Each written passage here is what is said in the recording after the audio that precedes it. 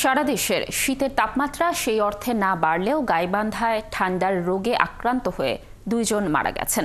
অন্যদিকে কুয়াশার মাত্রা দিন দিন বাড়ছে। এতে মধ্যরাত থেকে বিমান সহ সব ধরনের পরিবহন চলাচল ব্যাহত হচ্ছে। সড়কে সাবধানতা নিয়ে বাস চলাচল করলেও বাড়ছে দুর্ঘটনা। সহকর্মীদের তথ্য ছবিতে প্রতিবেদন।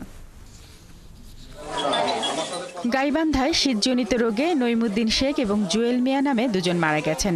নিহতদের স্বজনরা জানান, তীব্র ঠান্ডায় মাঠে কৃষিকাজ করতে গিয়ে তাদের শ্বাসকষ্ট বেড়ে যায়। অসুস্থ অবস্থায় গাইবান্ধার জেনারেল হাসপাতালে নেওয়া হলে সেখানে তারা মারা যান। বর্তমানে আমরা শীতে ভুগতেছি। গত 2 দিন থেকে তো সূর্য দেখাই যাচ্ছে না। এতে যায় পুরুষ মানুষের খেতে খামারে কাজ করতে যায় বহুত ব্যাঘাত সৃষ্টি হচ্ছে। এদিকে ঘন কুয়াশার কারণে শুক্রবার ভোরে মুন্সিগঞ্জের ঢাকা মাওয়া এক্সপ্রেসওয়েতে একাধিক দুর্ঘটনা ঘটে। এতে 6 জন আহত হন। পরে ফায়ার সার্ভিস সদস্যরা এসে আহতদের উদ্ধার করে শ্রীনগর সরকারি হাসপাতালে পাঠায়। আমি যে কোনো জায়গায় যেন এই কুয়াশার মধ্যে কন্ট্রোলে রাখতে পারি।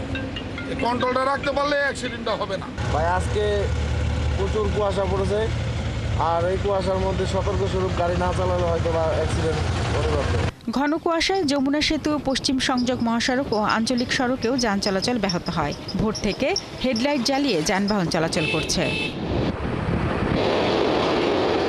কুয়াশার কারণে যশোরে বিমানবন্দরেও বিভিন্ন এয়ারলাইন্সের বিমানগুলো সময়মতো ছাড়েনি। সময়মতো বিমান না ছাড়ায় ভোগান্তিতে পড়েন যাত্রীরা। কুয়াশার জন্য বিমান ঢিলা। বিমান হচ্ছে জাস্ট টাইমে 11টা, সেই বিমান আসতে আসতে 1টা 1:30টা। টিকিট কাটছিলাম 11:25-এ বিমান ফ্লাই করার কথা, তো এখন এসে শুনি যে 1 ঘন্টা ডিলে হয়েছে আর কি, কুয়াশার কারণে। সৈয়দপুর বিমানবন্দরেও উড়োজাহাজ অবতরণ ও উড্ডয়ন ব্যাহত হয়।